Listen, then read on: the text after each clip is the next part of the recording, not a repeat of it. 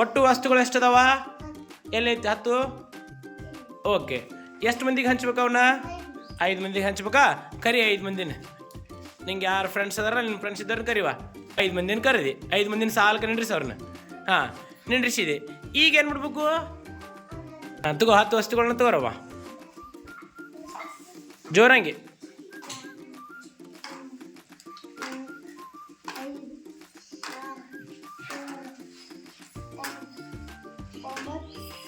ಹಾಂ, ಎಷ್ಟು ವಸ್ತುಗಳನ್ನ ತೊಗೊಂಡ್ಲಾಕಿ? 10 ವಸ್ತುಗಳನ್ನ ತೊಗೊಂಡ್ಲಾ?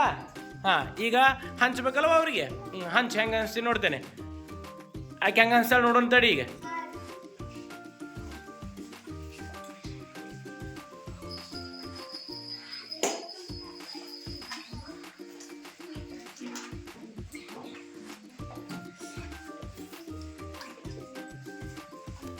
ಹಂಚಿದಿ?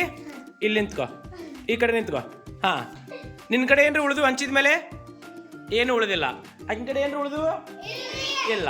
ಹಾಗಾದರೆ ಈಗ ಒಬ್ಬೊಬ್ಬರಿಗೆ ಹಂಚಿಬಿಟ್ಟಾಳ. ಈಗ ಎಲ್ಲರಿಗೆ 5 ಮಂದಿಗೆ ಹಂಚಿಬಿಟ್ಟಾಳ. ಒಬ್ಬೊಬ್ಬರಿಗೆ ಎಷ್ಟು ಬಂದಾವ ನೋಡೋಣ. ಅಂಜಲಿ, ನಿಂಗೆ ಎಷ್ಟು ಬಂದಾವ? ಎಣಿಸಿ ಹೇಳುವ. 2. ಲಕ್ಷ್ಮಿ, ನಿನಗೆ ಎಷ್ಟು ಬಂದಾವ? ನಿನಗೂ 2. 2 ಅಲ್ಲ, 2. ನಿಂಗೆ ಎಷ್ಟು ಬಂದಾವ? 2. ನಿನಗುವ? ನಿನಗುವ? ಹಾಂ.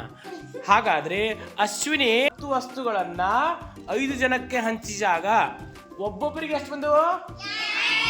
2. ಒಬ್ಬೊಬ್ಬರಿಗೆ 2 ಬಂದು ಇಲ್ಲ. ಹಾಗಾದರೆ 10 5ರಿಂದ ಭಾಗಿಸಿದರೆ ಬರುವ ಉತ್ತರ?